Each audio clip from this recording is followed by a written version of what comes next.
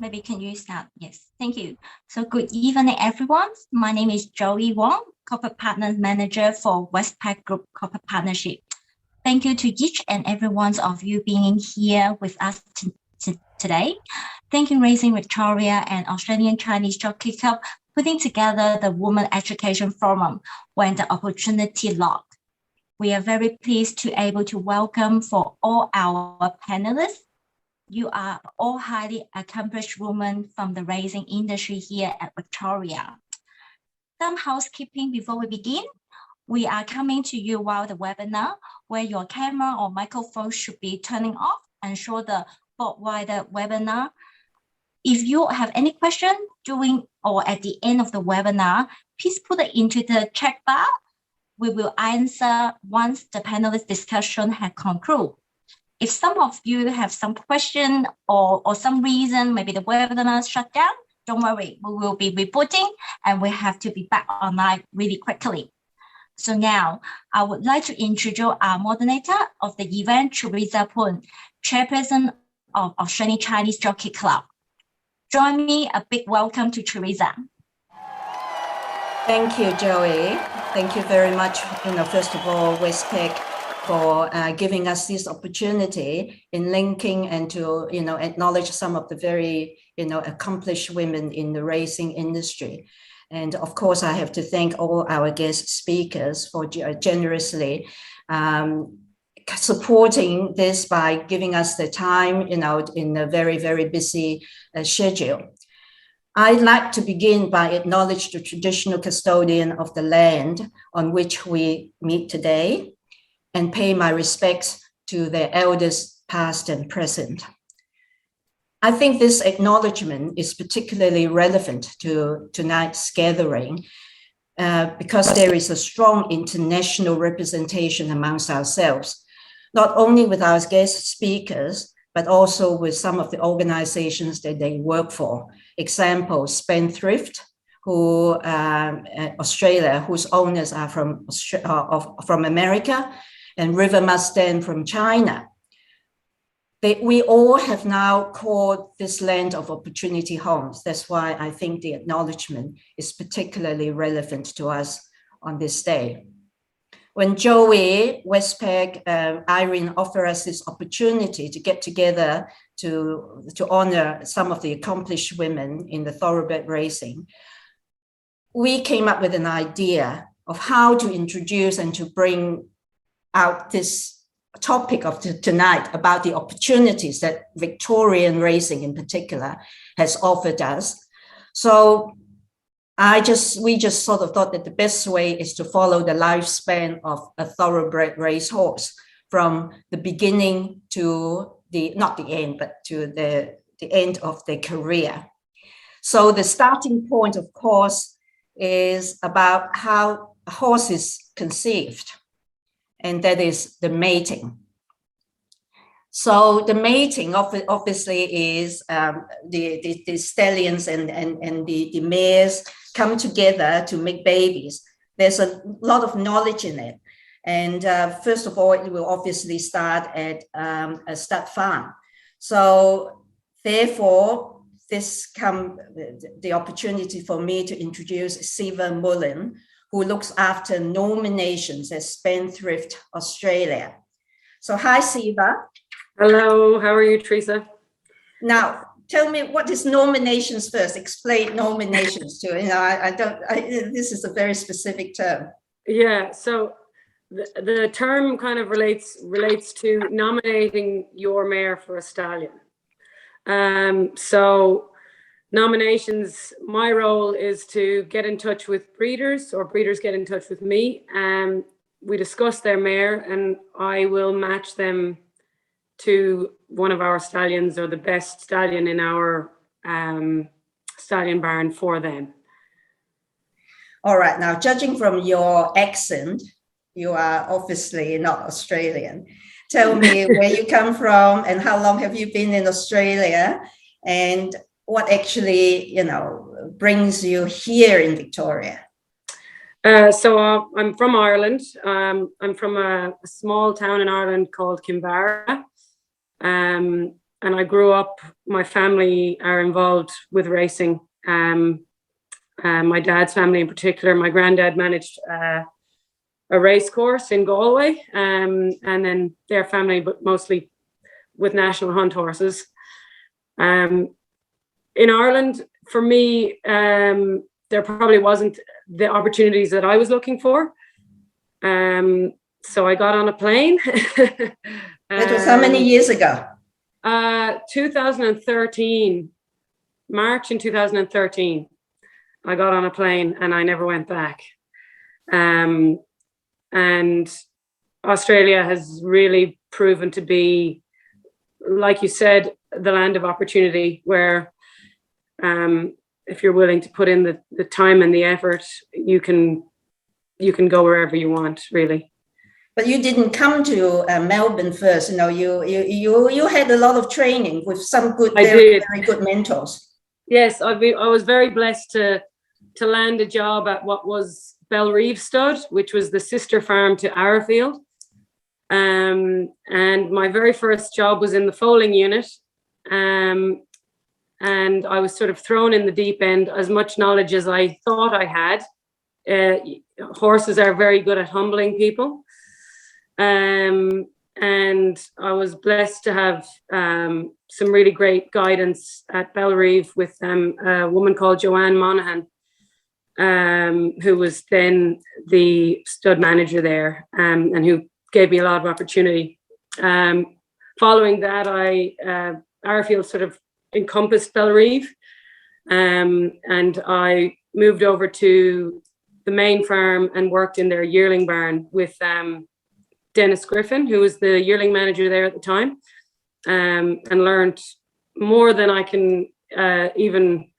It was a very valuable experience. And of course, at that time, Sam Fairgrey was the stud manager, who gave me the opportunity to stay in Australia by offering me sponsorship.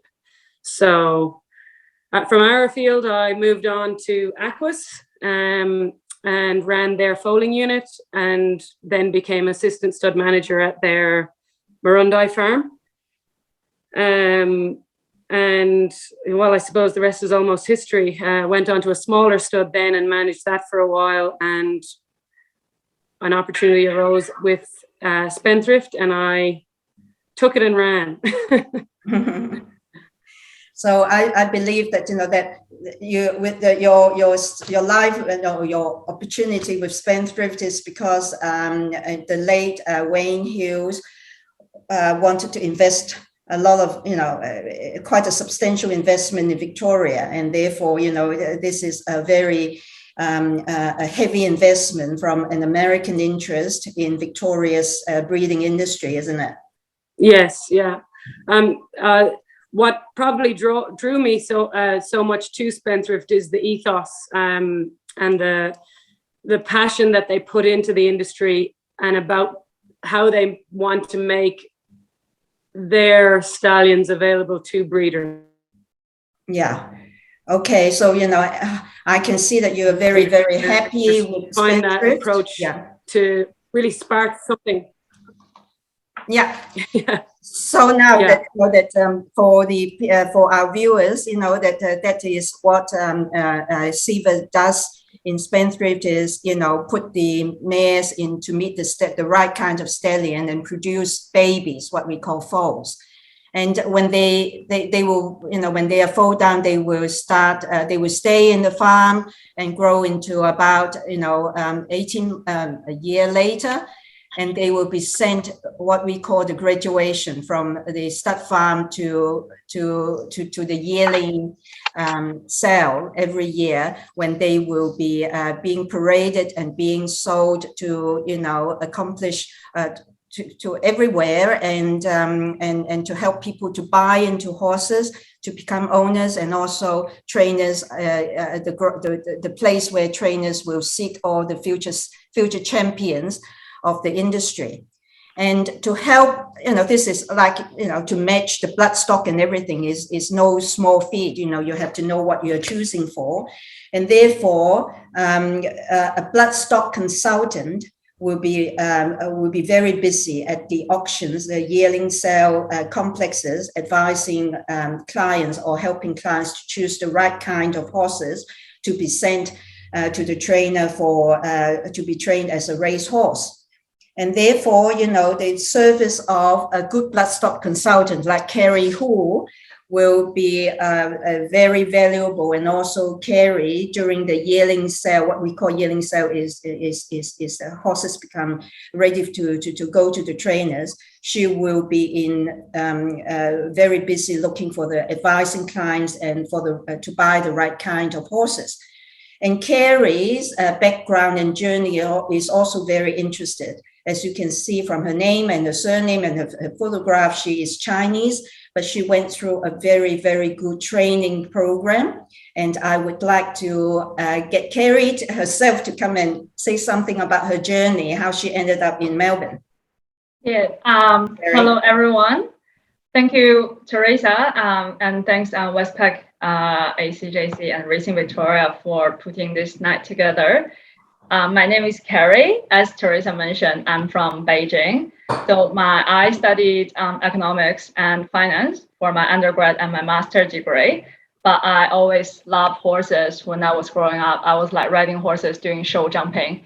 So after I graduated from my master, so I thought, well, I would like to take a gap year to do what I love, what I have been, have been so passionate about.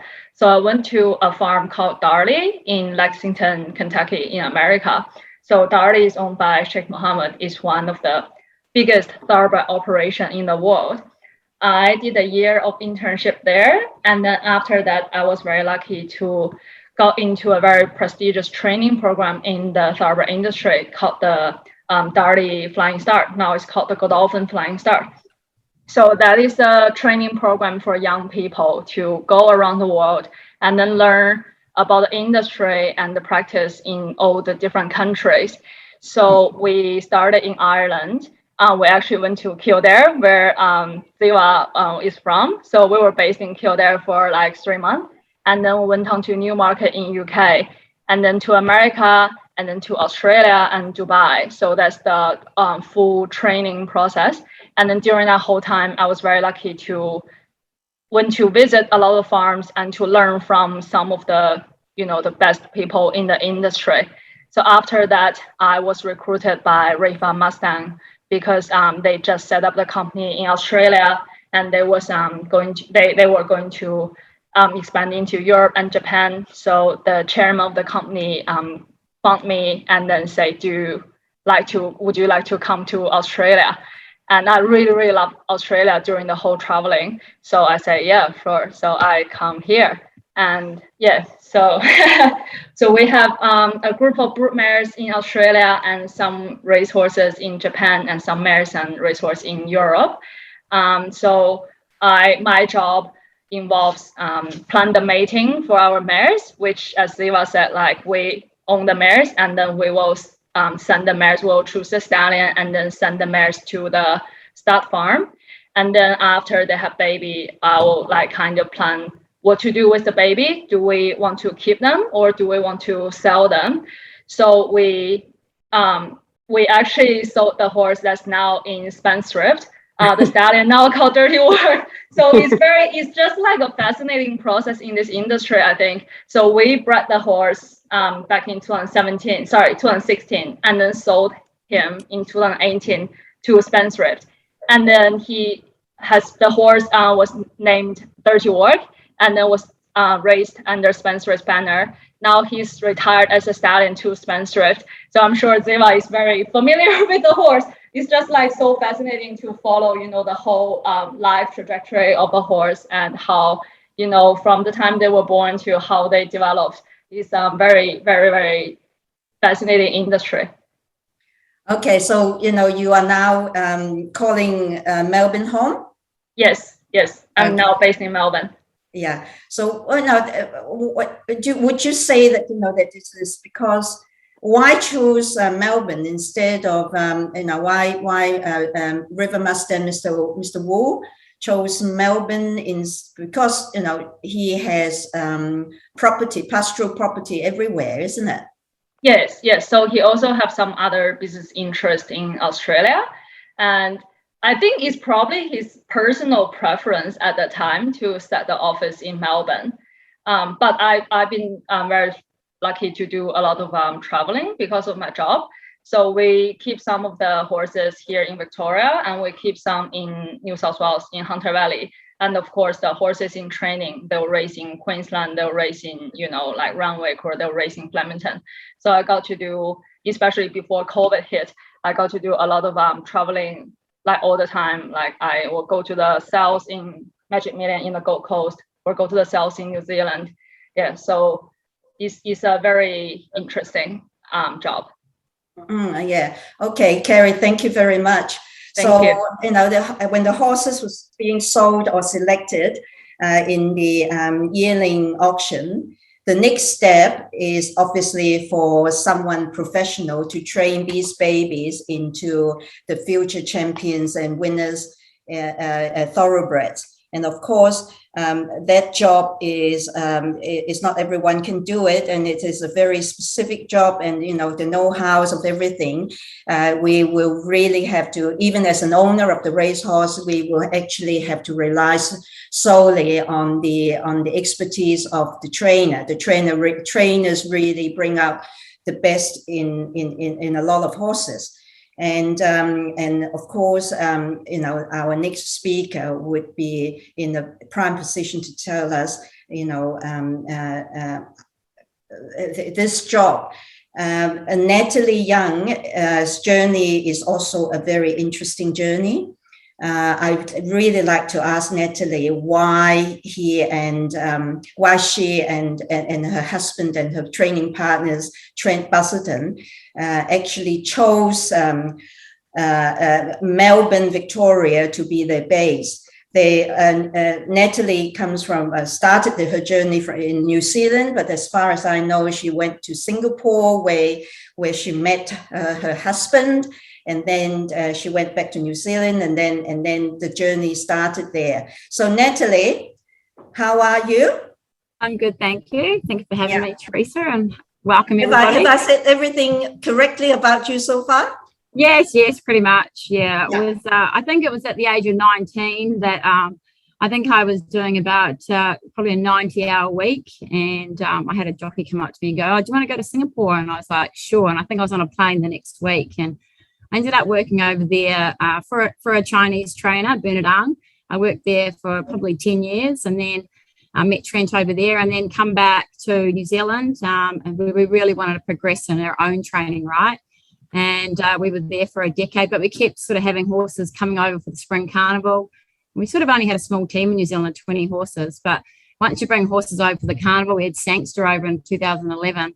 And he ended up winning the VRC Derby. We kind of got the bug of Spring Carnival and really just wanted to get horses over here, and sort of really haven't looked back since. We just thought we'd come over here and give it a go. We'd either sink or swim. And we've been here 5 years now, and we've moved 20 horses over from the start, and now we have 100 in training. And we're pretty dominant in the Spring Carnival these days. We've had a great spring so far.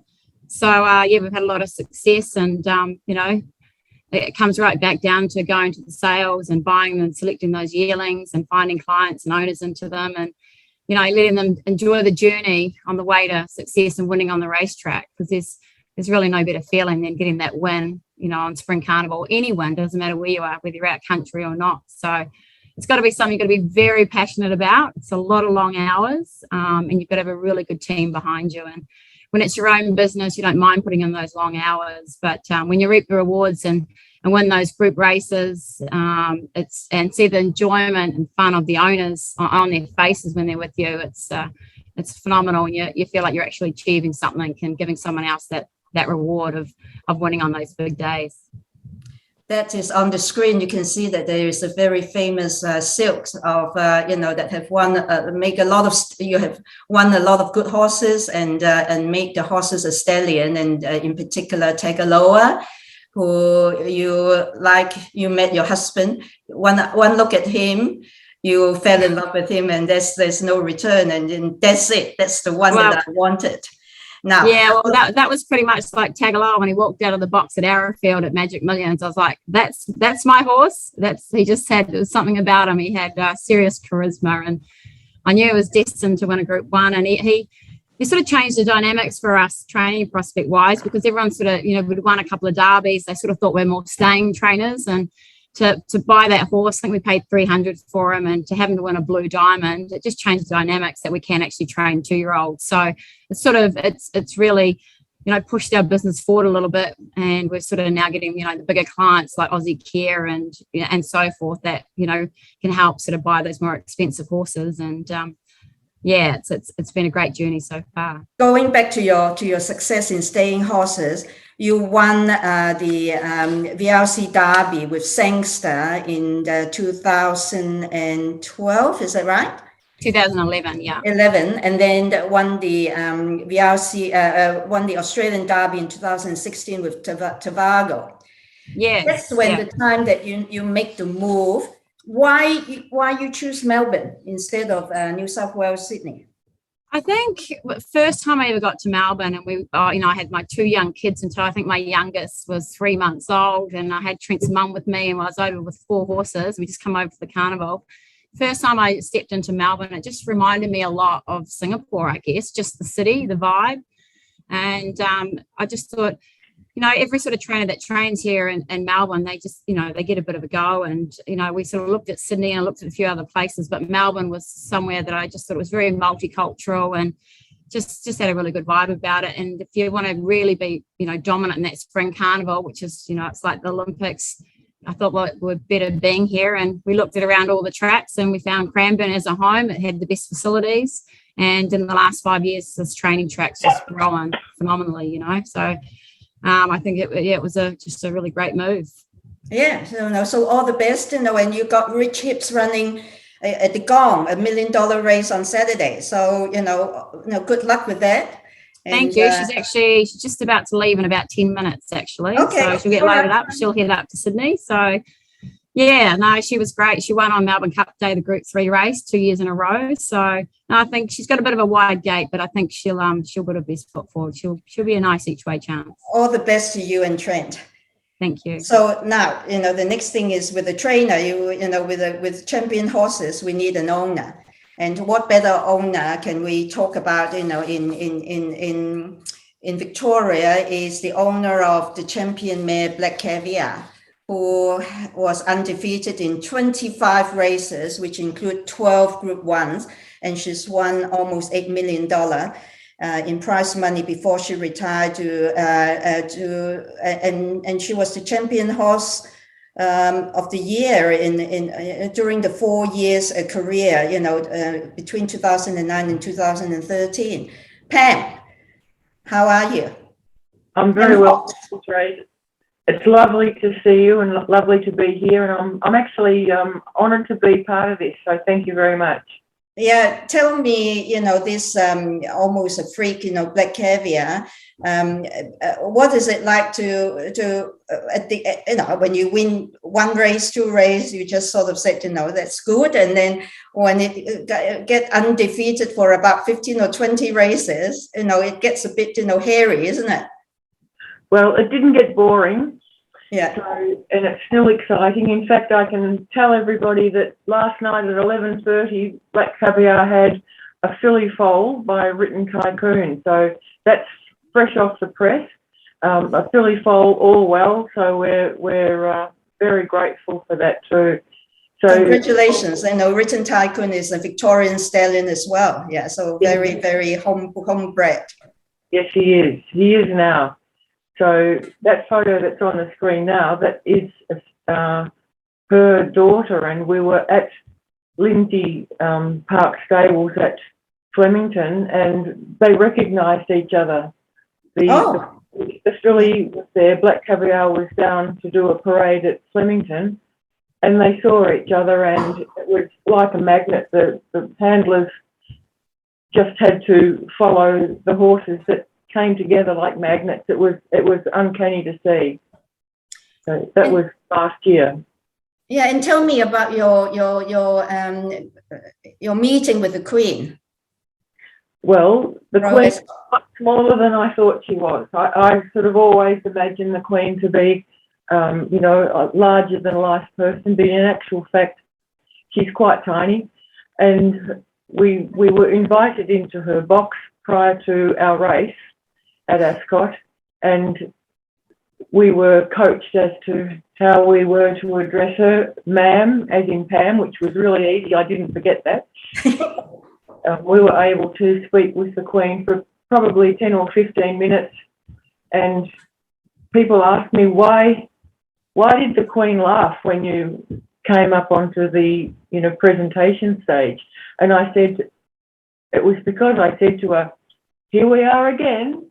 And she laughed, because only a brash Australian would be so cheeky as to make a joke of it when we just won something so special.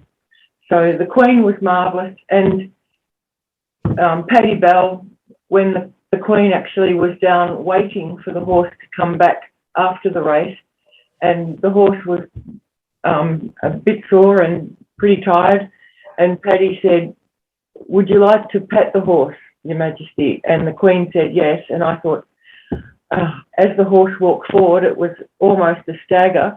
The Queen put her hand up, and they had a little quiet moment. So it was just wonderful, and, you know, something that won't ever happen to us again, I don't think. No, you never say never. You know, I mean, with this written tycoon or all her little babies, you'll probably be, you know, it's not impossible. But Pam, you know, what I've almost said that, you know, that it's not impossible. Yeah, exactly. And Pam, what I also feel that, you know, that a good horse obviously makes everyone very famous. But what I like about you is you actually use not your fame, but your through the achievements of this horse. Achievement is actually the horse. But being an owner, you use your kind of achievement or your status to go on and help some retired horses. You are now the chairperson of the Living Legend. How good is it? Well, I'm very passionate about, you know, cradle to the grave, and I feel really responsible for the horses that we breed. In fact, there's an example. I rescued this pony 6 years ago. It was in such appalling condition. I thought, well, if I can give it a good life for 6 months, and then that'll be it. That was 6 years ago. So he and his brother live at our place at home. But at Living Legends, as the name suggests, we have about 34 at the moment. Horses that have achieved something pretty special. A lot of them have won Group 1s. There's Melbourne Cup winners there, and we like to think that we lead by example. We show people that horses are friendly. Horses have something to offer once they get off the racetrack. So we're involved with the off the track program. We have a lot of people from many nations that have possibly never seen a horse before come and get up close and personal and have a lovely quiet time with them. So Living Legends, it's out near the airport. It's a long way from where I live, but I get out there as often as I can, and I feel again honoured that through Black Caviar I was asked to join the board, and I'm now the chairman. So people I can hear people cringe when I ring them up, because it's usually to ask them to do something for Living Legends for me. But if that's okay, my shoulders are broad, and they can only say no, and most people don't. So I'm very grateful for the support that we've been able to attract. Don't ever give up, Pam, you know, and all the best, and good luck keep on with the good work, and hopefully there's another little Black Caviar come along and give you more power to ask people to contribute more in this journey. Yes, so, you know, now, you know, with just as, you know, Pam was talking about this a lovely place where the ex-champions live and finish their career. I'd like to introduce you to Lisa Coffey. Lisa, work is looking after retired racehorses, but on the other hand, she also work with people with special needs and through and matching and using racehorse, these retired racehorses to help people with special needs. So Lisa, can you tell me what about your Racing Heart organization? Thanks, Teresa.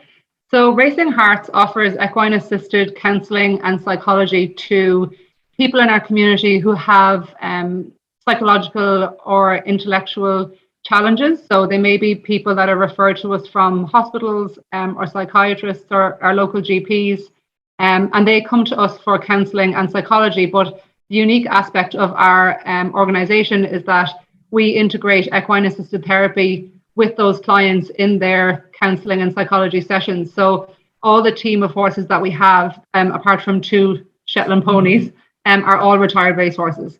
So it's a really fantastic way of offering retired racehorses a different pathway in life. If they can't partake in equestrian disciplines, for example, they may be a little bit arthritic or maybe a little bit older, they may be just a little bit less desirable to the equestrian markets for whatever reason, but they quite often can make absolutely amazing therapy horses. And the other arm then of our business is that we retrain retired racehorses for those equestrian disciplines. So I do quite a lot of show jumping myself, and we've got a few other riders that do some showing and dressage, and we try to get to know the horses that come through our programs and get to know what they're most comfortable with and where their talents lie, and then rehome them or sell them accordingly. I see. Now, again, judging from your accent, you are not Australian. Where does your journey begin? I'm from the same county as Ziva. I'm from County Kildare in Ireland. Oh, yeah. It sounds like a coincidence, but Ireland is like the horse capital. Kildare is like the horse capital of Ireland. So quite a lot of people make their way over here from Kildare, I think. I came here because I just wanted to investigate what racing was like internationally. I was really lucky to have worked for an air transport company and flew Aidan O'Brien's horses for Coolmore all over the world. So I flew with his racehorses to America and France and some of the most amazing race meetings. And I'd never been to Australia, so I was really keen to come over and go to the Melbourne Cup. That was the big draw card for me, was the Melbourne Cup and Spring Carnival. And I just wanted to learn more about the difference in training techniques, the difference in breeding as well, because I came from more of a national hunter jumps racing background in Ireland, and the horses are bred quite differently, and they're even physically quite different to the horses here, especially the horses for flat racing. So I just wanted to learn as much as I could really, and broaden my horizons a bit. So that was how I ended up here. So that was how many years ago? That was October 2009, so 12 years ago. So now you now have a very established kind of business or your purpose in Melbourne. So are you going to stay? Yes, absolutely. So I was really lucky to work for Racing Victoria for a number of years, and I managed to finish my psychology degree as professional development through Racing Victoria, because I worked with apprentice jockeys and track riders and stable staff and helping young people get into the industry. So I've really formed really good roots here, and I love what I do. I think it's probably the first time in my life in terms of career path that I wake up most mornings and kind of, I want to get out of bed and I want to do the work that we do, and to be able to incorporate retired racehorses into mental health it's a really important thing for me to do. And through Racing Hearts, we have more than 300 clients on our records, on our books at the moment, and we see about 240 of them a week between our team of therapists. So it's a lot of people. More than 200 people a week that we're able to help is an incredible number, and we're trying to grow it bigger, and I'm hoping to set up more bases around the state and hopefully internationally as well. Okay, thank you, Lisa. Keep up with your good work, and we wish you all the best. It is really, really, inspirational for on what you are doing. Thank you. And now, Carrie, you are, we've listened to, some really amazing women doing amazing things in the racing industry. You, as the controlling or the Racing Victoria with the regulatory authority, what do you think? This is such a big business, and what is Racing Victoria's plan and or already are doing in terms of making this industry even a better place for all these wonderful people to continue with what they are doing? It's interesting, and hearing all of the stories of these women and their connection to horses over time. It's interesting for me coming in as a relative outsider, both to sport and racing. I first went to a race meeting when I was 15 years old. A friend of mine was a club member, and we used to go, none of those is me, by the way, they're all apprentice jockeys, but and I developed a love of horse racing, and I have had friends over time who have had horses, and I've enjoyed engaging with them, but I'm not a sort of a dyed-in-the-wool racing enthusiast. So it was really interesting to me coming to the industry, having been outside it and really only touched it socially, to kind of be exposed to this really strong breadth of capability and jobs and opportunities for people, and it really does bring together groups of people from very diverse walks of life from all over the world, and they're all brought together for the love of the horses that they look after and that they race and that they breed. And something that really that struck me, and people's willingness to share information, to share their knowledge in similar ways to what we're all doing today. I think for me, though, there's I think the industry, there's a lot of talk about it being driven by, prize money and by Group 1 race wins and those sorts of things. And I think for me, where Racing Victoria is best placed is to look at the sustainability of the sport overall. The first race ever in history, I think, was in France. Was it 3 centuries ago? And here we are, custodians of this extraordinary sport. But how do we make sure that it's relevant and that it's still engaging with communities and for generations of the future? Because we love it, we know it inside out, and we love it, and our families love it, and we bring friends and family into it. But I think Racing Victoria spending time understanding how we can keep pace and making sure that we're the leading edge of equine welfare, as in fact we are. I mean, I think, particularly here in Victoria, there's amazing work going on. I mean, Lisa is coalface with that, but from breeding all the way through to post-retirement outcomes for horses, we really do lead international jurisdictions in that area. We see that the customer base changing over time, looking to engage those younger people and more women in the sport. And there's lots of different ways you can go about doing that. So I think for me, the role that Racing Victoria needs to play is to make sure that, we've got a sport that's respected and that operates with integrity, but that also creates pathways, opportunities and expectations for people to make sure that we are delivering the best possible racing product from cradle to grave, as Pam said. It is indeed, very important that, that you say that, and make sure the industry is sustainable, and so that, we can continue to support, all these wonderful people continue doing their good job in the industry. And hopefully, the right people in Racing Victoria will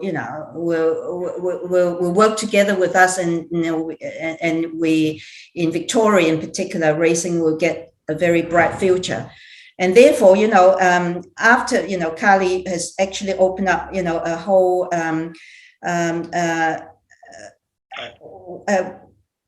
environment or area that, that we can actually discuss a little bit, and we should open this discussions to every one of our guest speaker, because we are all female, and we are all very accomplished in horse racing. Of course, being a horse owner and a trainer, we can actually measure our success. But,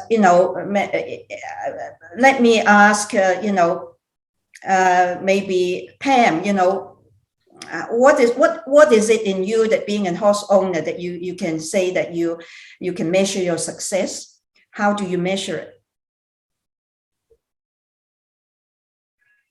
Pam, you have to unmute yourself. Pam, you have to unmute yourself.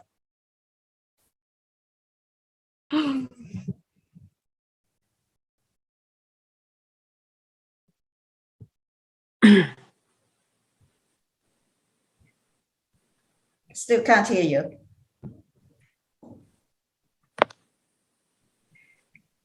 Pam, you unmute yourself. Let's go to, Carrie. How, how can we measure our success? Well, I think in racing, you either like have success in the sales rank or you have success in the racetrack. Either like you breed a horse that sell for a bit of money, or you have a winner on the racetrack. But just from my personal life, for myself, I think every little step, every little progress that the horse make is a progress. Like the horse may have some, is a success, sorry, yeah. A horse may have some injury and then the horse recovers from it. That's a success for the horse itself. And then if there's, like a mare has some issues with herself, but then like we helped her and then like, the vet helped her and then eventually she come back to normal, that's a success to me. Yeah, that's true. The rewards is always there if you look in every corner. And Natalie, your success is very out in the front.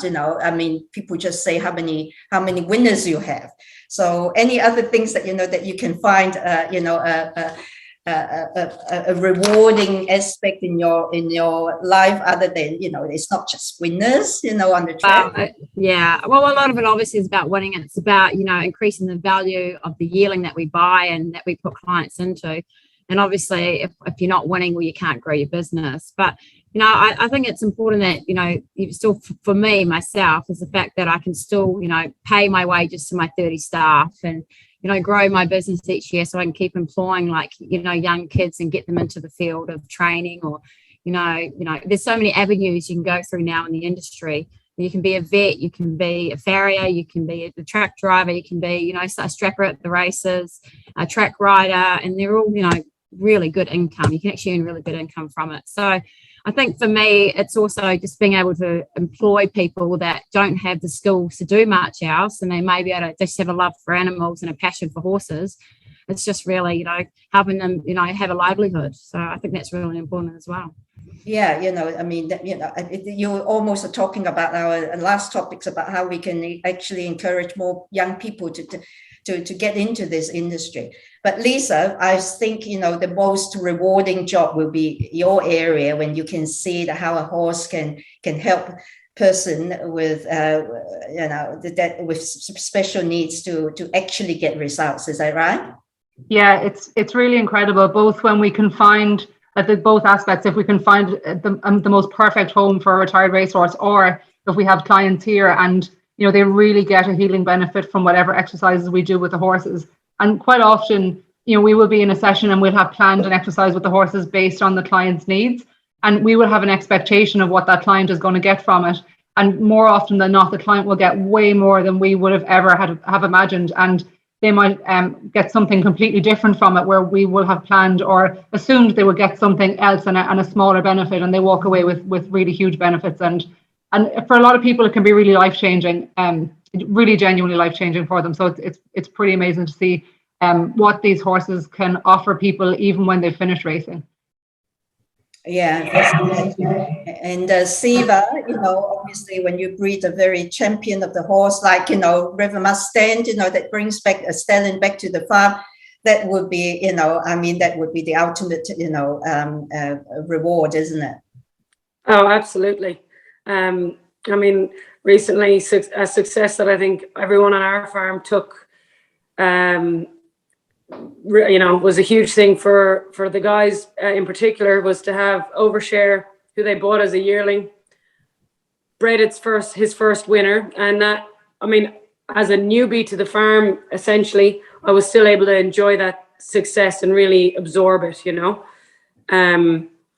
But to me, success comes every day in small things as well as big things. And, if I see somebody that I worked with and maybe was able to impart some knowledge to all of a sudden get a promotion, I go, that's great, and I know that we all influence each other in different ways. And, I think it's the small things as much as it is the big things, particularly in this industry, because if you only focus on the big things, you might end up disappointed sometimes.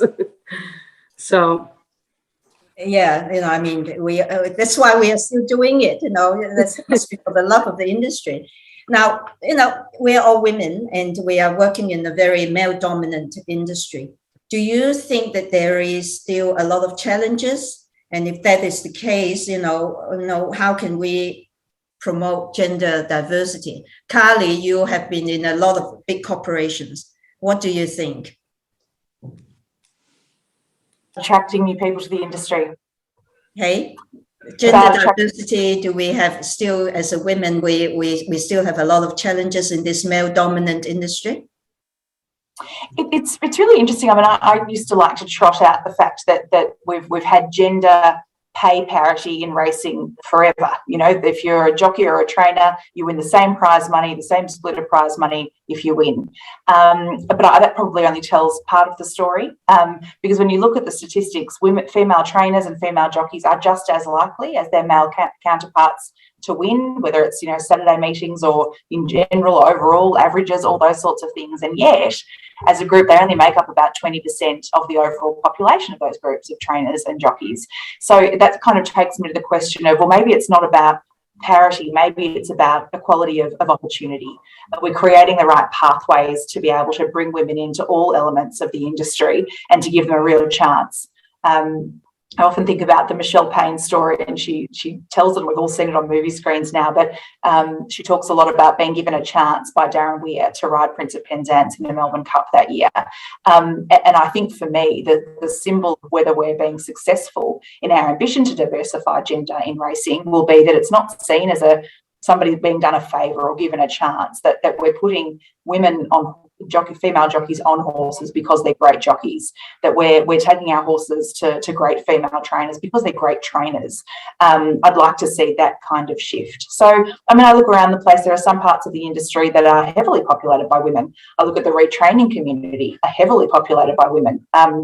I look at some of the club and Racing Victoria environments where there's quite a lot of women across all sorts of professional roles. And I look at Natalie Young stables where you do see a lot of young women who have these pathways through the industry. So there are women in every element of the racing industry. And no more so than owners. I think ownership used to historically be, a wife might take an interest in her husband's horse investment, whereas that's very different. And I wonder whether we can thank the Black Caviar experience for that alone. But then you look at Winks and others, you see a lot of really wonderful women being involved in horse ownership and investment.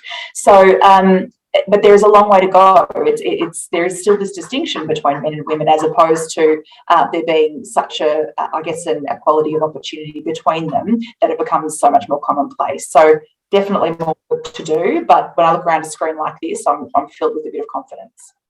Yeah, you got a very good point, Carrie. But I suppose, I think, and as you said, the stud farms, the retired race horses, equine welfare and everything have a lot of women, and so is also bloodstock consulting industry. But I suppose the biggest challenge as a woman, it will be in the actual stable and the racing space. Natalie, do you find that that when you first join this space, you have to work doubly hard because you're a woman? Yeah, I think it is to a certain degree earlier on, until you sort of can show that you're capable of doing the job just as well. For me, it's probably a little bit different because I'm with Trent and we're a partnership. But yeah, you do have to sort of feel you have to really promote yourself a little bit more and show that you're capable. Yeah, I think it's definitely changing. Like the sport used to be that sort of older man sport, 20, 30 years ago, where you wouldn't see many women on the racetrack. We'll see now, it's when I get like new clients and that want to shake a share on a horse, I always say, buy it for the wife, happy life, you know, get them involved too, because then you don't have to hide anything or lie about anything, and then you won't get into trouble. So I think it's just, yeah, I think really success for me is winning. That's what helps. But there's been a few little obstacles along the way, you know, where you've just got to be taken a little bit more seriously. You know, they just think you're this you know, a pretty face and that's all you're good for, where they don't realise that behind the scenes at 4 a.m, you're down there, you're doing 90 hours a week and you've got horse shit all over you, but you're actually really doing the hard yards and really putting in. So, you know, it is changing. It's slowly changing. You know, for the women before us and the women after us are obviously going to help change it as well. So I think it's obviously something that we've just got to just keep working on, and you know, hopefully we can find an answer further down the track. Yeah, I always believe that, you know, that the best way to to combat or to go against this gender diversity or inequality thing is to work hard and show our own achievement, and our results will actually earn our respect in everything we do. But and also, Natalie, you actually talked about, you know, there are a lot of good young people in the industry. How can we get them? To get them is one very hard, big issue. But to keep them, how can we actually? What can we do to actually attract more capable young people to come into the industry in all aspects of, you know, in all areas? You know, I mean, you know, you can be a vet, you can be a stable hand, you can be a rider or whatever. How can we actually? You know, it's hard to get people anyway in any profession. But you know, I think. Racing is one in particular that we need to attract more young blood.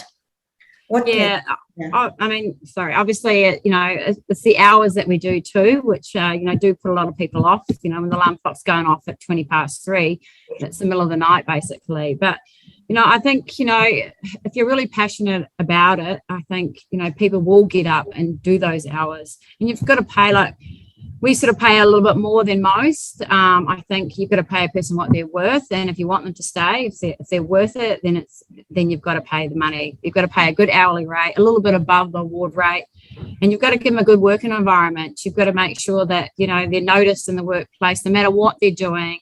You've got to make sure that they're feeling respected, and even if they're mucking out boxes, to handling the horses, to loading the horse up on the truck to go to the races, that everyone's a team, and without that link in the chain, you know, everyone's a part of that chain. Without, you know, if a link gets broken, then it doesn't work. You don't get your results. You don't get the winners. So I think it's just about just respecting your staff and making them feel appreciated. Just a simple thank you. Like, you know, I mucked out boxes when I was 13 and 14, before school and after school. So I've been through the whole system, and I've finally got to the point where I'm training. But I know back in the day we were sort of getting $5 to ride a horse. Now you're sort of paying $30. You know, it's inflation, but I think you've got to pay people what they're worth, and they're happy to do that little bit extra for you. So I just think it's about making people feel, a woman or boys or whatever, just making them feel important in the workplace, that they're valued.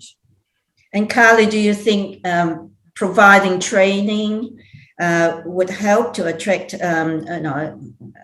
people to come in, and then of course give them the kind of respect and the prospect of a career would actually, you know, be an important part of it? Yeah, I mean, I definitely agree with Natalie. I think there's something around being able to retain good people once you find them and bring them in, and a lot of that is about that respect and reward in the workplace, but it's also about having environments that are attractive to new entrants, and particularly for women, you know, things like the ability to, and again, this is from a Racing Victoria lens, the ability to take leave to study, to improve their own qualifications, paid maternity leave schemes, all of these sorts of things that we are in a position to do from an industry perspective, but which is incredibly challenging for trainers and participants who may be small businesses. They may be larger, but trying to find ways to be an employer of choice where people want to come to work every day and they want to invest in your business as you're investing in them. So I absolutely think that continuous education and training is part of that. I think for me too, and we can't underestimate the value of events like this, to have women being visible in the industry and the breadth of work that they do. you need to only really sort of pass it on to one or two people who then take an interest and then talk to another one or two people about it. And you very quickly see this cascade, and then women both inside the industry and outside it can actually see the potential and the opportunities that might exist for them. So I think very much for me, it's about promoting the activities of women. And I'm sure I look around the screen of the women that I can see, they probably get sick of us knocking on their doors saying, hey, will you come to this event? Hey, will you talk to this journalist? But for us, it's very much about putting to the forefront the great work that they're doing, both to celebrate them and to reward their great investment in the industry and their great successes, but also to bring new people in to show them what an exciting breadth of opportunity there is. Yeah, very true. Is there anyone who wants to ask any question, not just us talking? Adam, anyone raise their hands and want to ask a few questions or express a few opinions? Teresa, I've had a question. Ziva, you want to Sorry. say? Yeah. Just to add to the last point, I think it's important to take note of people like Lindy who are making huge strides in the equine cadetship, which I think is a huge asset to us. Having done an equine course in my early days, without it, I wouldn't have had the foundations to get me to where I am. So education is key, in my opinion. And, unfortunately, it's an industry with the so-called unskilled labor force. So offering that baseline of education that teaches them, conformation, feeding routines, basic, builds the foundations for better staff and a stronger industry.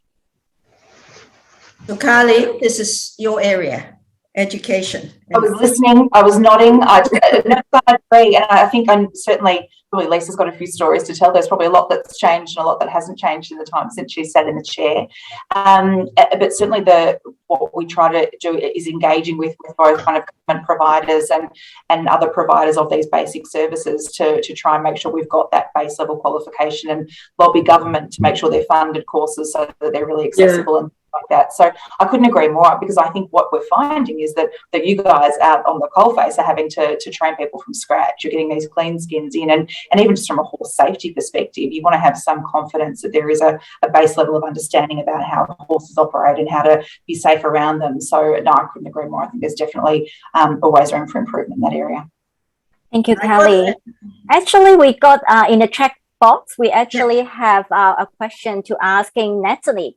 So how do you manage a work-life balance with a young family? This is, I think, a lot of people would want to hear that. Yeah, as a woman, it's very important. Yeah.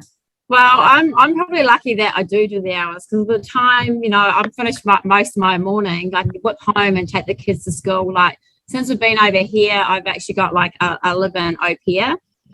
She's been with us for the last sort of year and a half. And when I first got over here, I brought a young girl that was 18, never been out of the country, and she stayed with us for 2 years. And she was one of my sister's friends that used to milk cows. So I gave her an opportunity, and she's now in Europe. So look, my kids are 8 and 10, so I can't leave them at home with a pack of chips and a bottle of Coke. Obviously, got to have someone there. But with Trent and I both, we sort of, we can work it out, but we're generally both here in the mornings. But if you've got a child that's sick, obviously one will stay back. But yeah, it is a bit of an issue, because there's a lot of women out there that, they go have a baby and they want to come back to the industry and they can't. So, like further down the track, if you've got a big training centre, they could maybe look at having a childcare facility or something like that, where, if the mums just want to do 2 or 3 hours to get back into the workforce slowly after having kids, that they have that opportunity. So it is an avenue that we could go down on the path, because it is a juggle. I'm lucky I'm only sort of 4 k's around the corner. But, I've even travelling horses over from New Zealand to Australia when we lived there, I'd always, like the 2 kids were like my 2 extra handbags, but you'd always have to bring my dad or Trent's mum or whatever to help out. So you've got to have that support around you, obviously. But it's definitely something worth talking about in the future. I think that work-life balance question is really leading to the next question that someone posted on. So back to our title, that when the opportunity locked, normally women tend to be think a lot before they take a challenge, whereas men tend to be straight away accept the challenge. So I just want to ask everyone, the panelists, what motivates you to step up, accept the challenge in your current role? Maybe we start with Carrie. I think is first, like, it's definitely the passion, the love for horses that push us, to step out of our comfort zone, or take us out from our hometown to Australia or to wherever. Is like a great industry, and apparently we all love it. And I think another thing for me personally is the support I got from my family, from my friends, and from like a lot of people along the way in the industry, because it is not a conventional choice for a lot of people, especially, come from an Asian background. But my parents, like all my family members, are very, very supportive.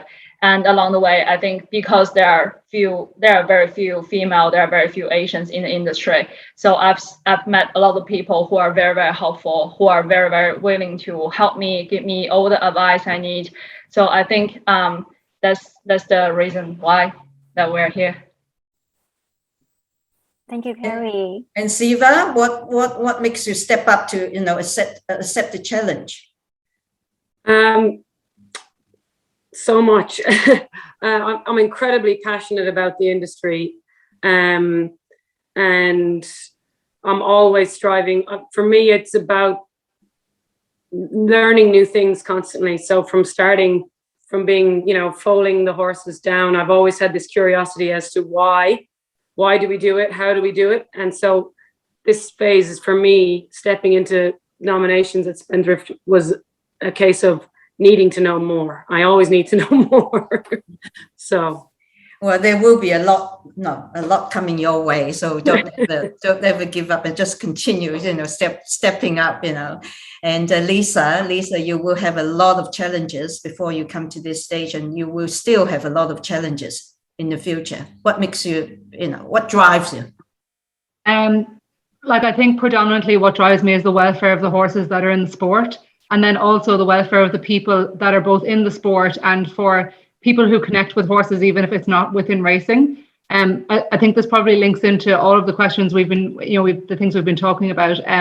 Next year, we're running a program for teenagers from our local schools who are a bit lost, or they come from trauma backgrounds, but they have a love for animals. So we've got 12 students that have enrolled in a Cert 2 in racing. They'll go through a whole mental health program throughout the year, but they'll also learn how to work with racehorses, and our team of retired racehorses will help them with that.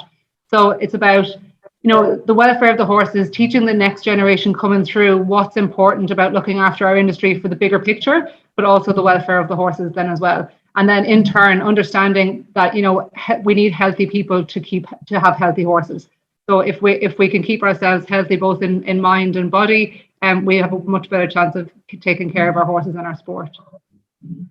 Thank you. Natalie, I want to ask you, you have already trained so many winners and champions.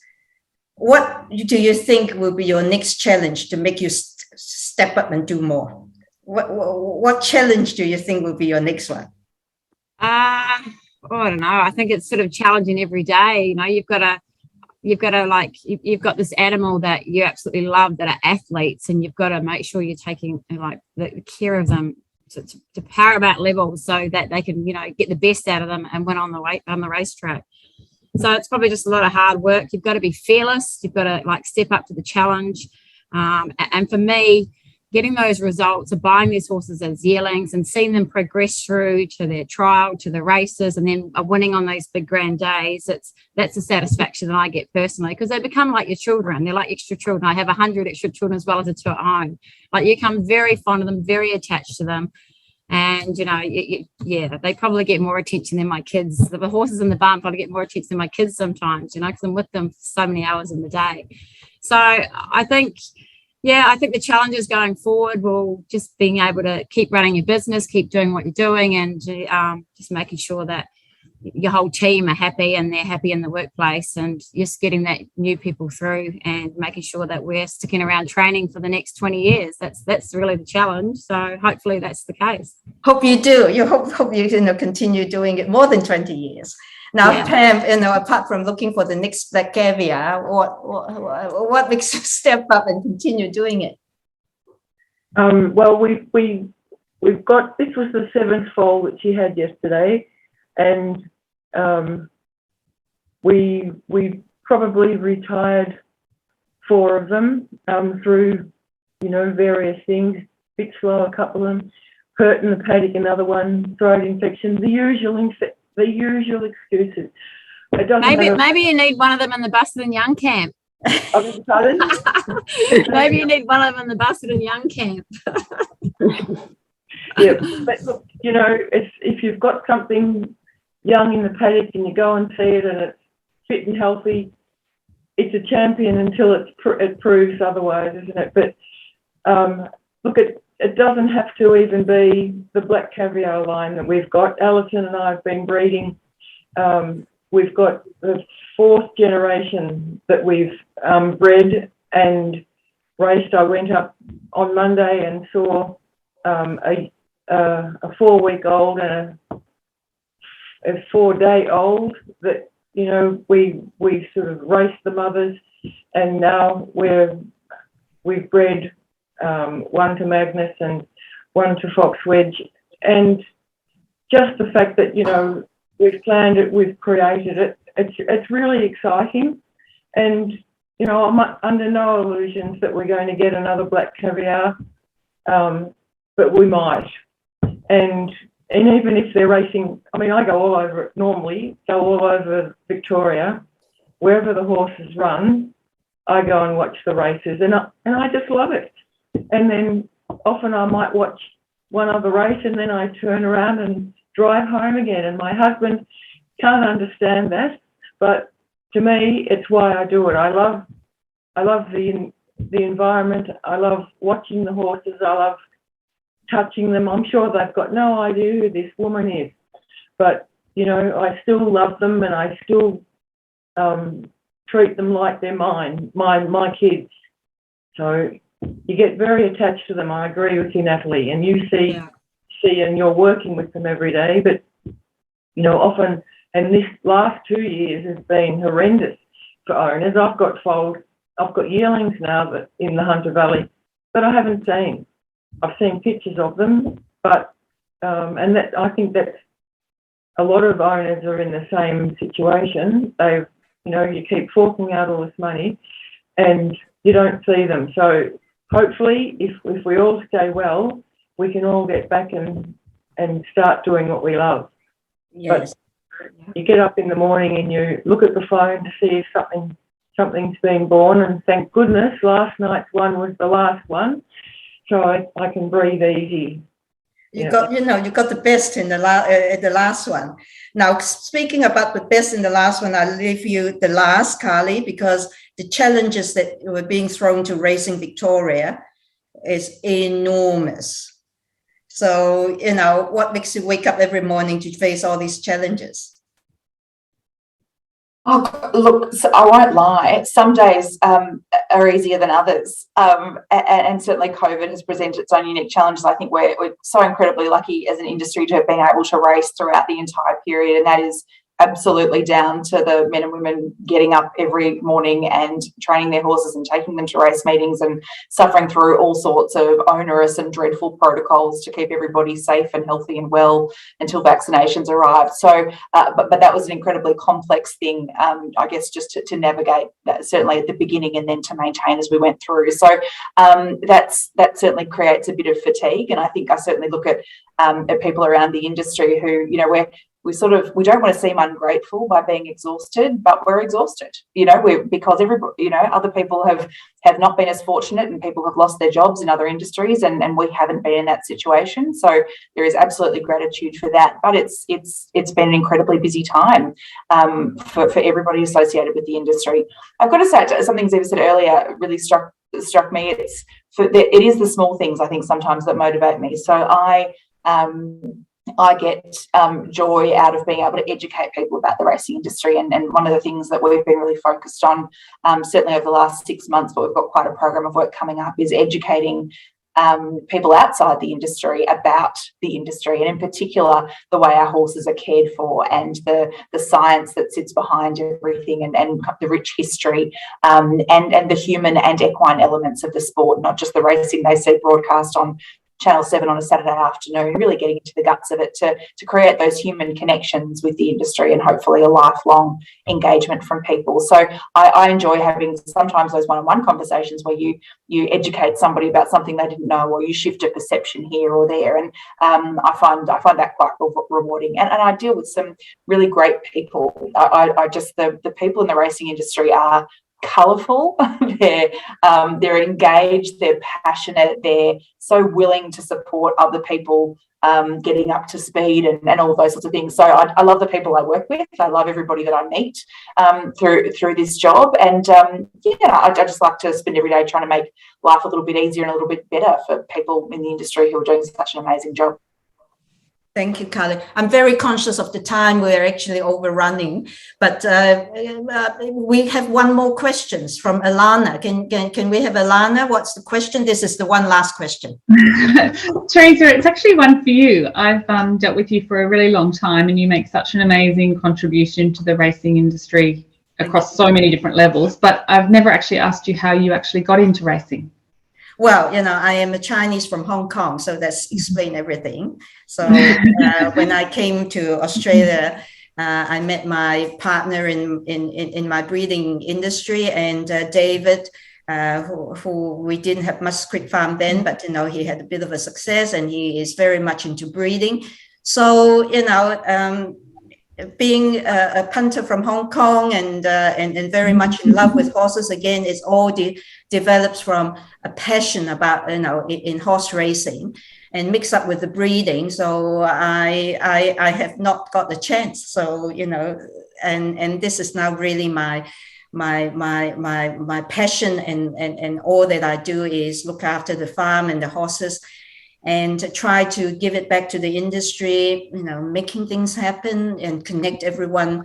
Yeah. I have to say that I'm very good in networking. So I just this is something that I like. Pam, owning a good horse will actually give you a bit of energy. And if we don't use that energy, that is all wasted. So if any one of you, all of you have actually a profile in the racing world, and if we don't use our profile, it's all wasted. So that's why I am very passionate about connecting with other people and make things happen. And hopefully we can create a better industry for the young people.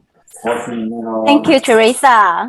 Thank you. So thank you all. Thank you very much. Everyone has been speaking so passionately and openly about what they are doing and the vision in the future. So it's really a very, very good conversation. Thank you. Thank you all the panelists. So before we are closing our webinar, let's welcome our last but not least, Irene Yu, National Head of Corporate Partnership from Westpac Group. Thank you, Irene. Thank you. Thanks so much, Joey. Good evening, everyone. Last but not least, so it is my absolute pleasure to listen, to learn, and inspired by the life lesson from our esteemed panelists who has generously shared their journey from where they came from, how to get to where they are, their thought in terms of what success looks like, and importantly is how to attract and retain the talent for the next generation. Our goal from the corporate partners across Westpac Group that covers Westpac, St. George, Bank of Melbourne, and Bank SA under the Women Education Series is to engage with like-minded individuals like yourself, to empower women through education with a wide range of topics, such as personal well-being to financial literacy, women in leadership, through our professional networks such as tonight, who are our role model, sharing their stories as an encouragement and motivation to us. And also to embrace the diversity of life experience through collaborations in partnership with our strategic alliances such as Australia Chinese Jockey Club, Racing Victoria, who have common strategic pillar and objective to care for the well-being of our people. That includes our customer, member, our employees, stakeholders from the community as part of our ecosystem. So tonight's speakers are from the thoroughbred racing industry with representation from a wide range of roles, ranging from riding, owning, racing, breeding, nominating, that's something new I learned, and holding executive management role, who came to Melbourne, Australia, a land of opportunities from different parts of the world. So there's one key thing that I've learned is also to love what you do and do what you love. And hard work. There's no substitutions to hard work with resilience and determinations. So through the network of inspiring role model, you can see, because seeing is believing. I think Carly mentioned earlier on about the visibility. So you can link in and can connect with us beyond today's session. So in closing, we hope to raise the awareness and also to provide this platform for you to connect and to educate. Maybe financial literacy to develop your financial confidence that empower and enable you to make your own informed decision with various topics that we can curate with our strategic partners for our corporate partners. Now, as we're about to farewell 2021, which most of us wants to put it behind us and welcome the new year.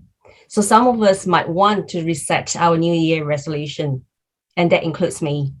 So do reflect about how today's message might inspire you heading into 2022. What sort of topic you'd like us to cover in the new year? And lastly, I would like to thank our partners, Theresa Poon, the chairperson of Australia Chinese Jockey Club, Carly Dixon, Executive General Manager from Racing Victoria, our panelist, and my colleague Joey Wong, who has done a remarkable work for putting tonight's session for us. Thank you. Thank you. This concludes the formality for tonight, and we'll share the recording in the next couple of days. We look forward to seeing you in the new year. So wishing everyone a Merry Christmas and a prosperous New Year. Thanks. Thank you. Thank you. Thank you. Thank you, everyone. Thank you. Thank you. Thanks, Teresa. Thanks very much, guys. It was very nice to meet you. Thank you. That was fantastic. Thank you. Thank you. Thank you. Well done.